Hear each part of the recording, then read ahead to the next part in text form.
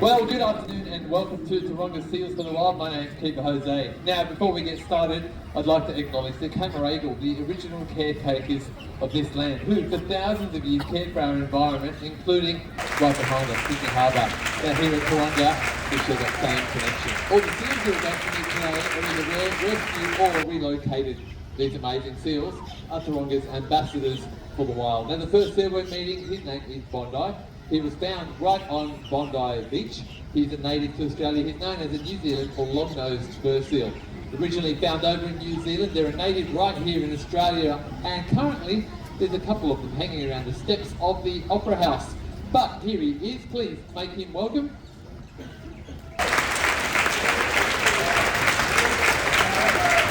Now, you might be surprised to hear that he arrived here at Taronga at only 8 kilos. When he arrived, he actually had a very severe injury down his left-hand side. It was so bad that he actually spent 3 months in our hospital to get to the point you can see him in today. Because of the time spent here and the time and the severity of those injuries, he was deemed unreleasable back to the wild. But since being here, he has reached 150 kilos and he's become a dad 3 times over. Isn't that right? Wow, very good. That's right. Now, did you know you've got something in common with Bondi? Have a look at your hand. Now, let's have a look at his front flipper. The bone structure in your hand and his flipper are in fact the same. Now, those flippers may look awkward for getting around on land, but they're surprisingly quite fast and quite nimble. So, let's have a look as he goes for a walk.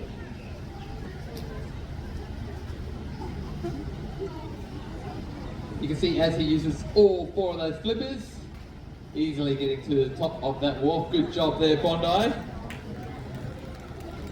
Now, those flippers are obviously very well designed for use in the water.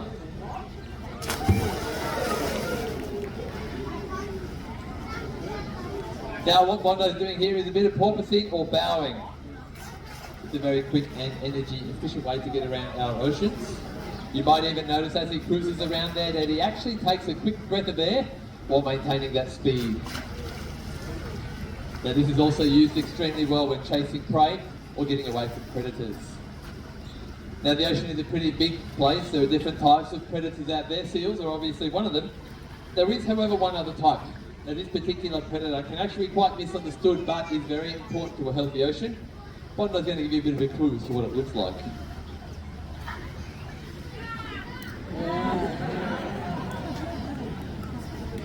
Maybe. Bondi, you're feeling a bit lazy this afternoon. Let's try it again. We practiced it a lot. There we go. Helping the brickwork. Thank you very much. Yes, that's right. It is a very slow start. But what in fact Bondi is showing us is actually a natural behaviour that seals use to cool down. Those thick coats are great at keeping the heat in, but it's in fact those naked and hairless flippers that let the heat out as they're cruising along the surface of the ocean. Now, those front flippers are also very strong. A seal like Bondi can actually outrun us over short distances, so it goes to show that they can hold up their entire body weight. Isn't that right, Bondi? Excellent work there, Bondi. Well, that was our part of the show, but we're going to do one more thing, and that's to wave goodbye. We're making way for 2 friends of ours. Please welcome out Keeper Dana here with Pepper. Thank you so much, Jose and Bondi. Now, I am joined out here with the gorgeous Pepper, and Pepper is a Californian sea lion. So he does look quite different to Bondi, who we just met. Being a sea lion, Pepper only has 1 layer of fur, which gives him that very sleek appearance in comparison to the first seal that we just met, which has 2 layers of fur.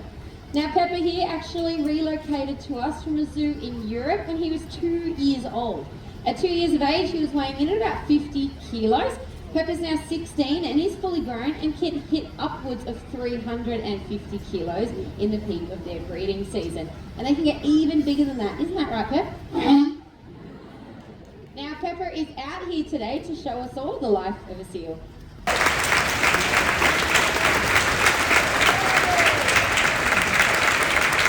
Now, the life of a seal in the wild isn't always easy, and human impact is one of their biggest challenges. But Pepper's done a great job, so I've got a big bucket of fish for him.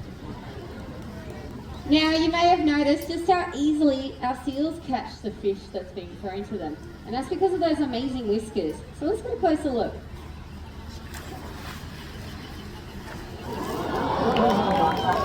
Now on the count of 3, I want everyone to yell out whiskers and look at Pepper's nose. 1, 2, 3.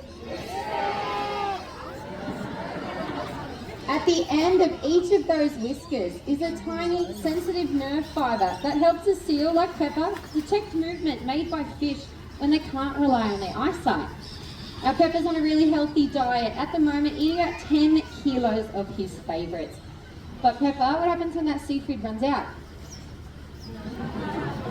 Unfortunately, we are overfishing our oceans, making it harder for Pepper's wild cousins to find their next meal.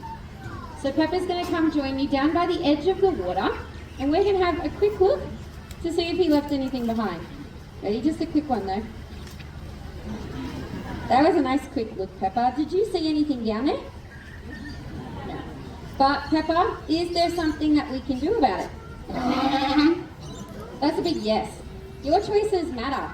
And the next time you're out shopping for seafood, look for the products that have the MSC.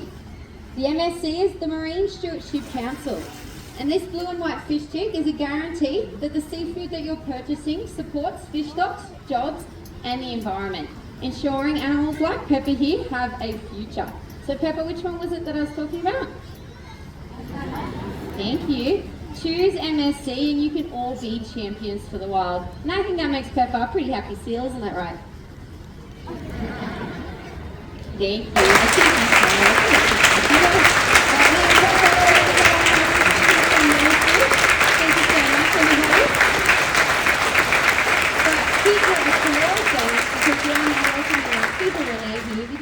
It's actually relocated to us very simple, like asking Murphy to open his mouth so that I can check out those beautiful teeth.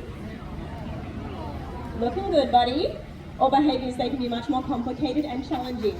Like the next behaviour Murphy's going to demonstrate for you this afternoon, the behaviour is called a hideout. Now Murphy, he's going to jump off the wharf into the water and touch his nose on the buoy hanging in the middle of the pool. However, he's not going to make it from there, so I'm going to set him up into position. And we're also going to ask all of you today to help us out. So I'm going to count you in. On the count of 3, as loud as you can, I want you to shout, "Jump, Murphy." All the way up, buddy.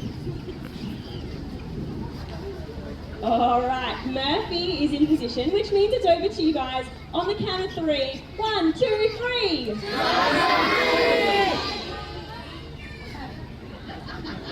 Well, I thought you did a pretty good job. I will need to check with Murphy though. Oh my goodness, Murphy. Was that loud enough for you?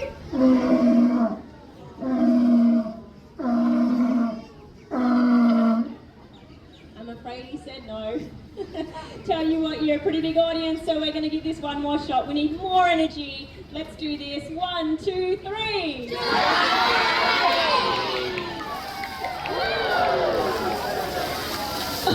beautiful. Give yourself a big round of applause.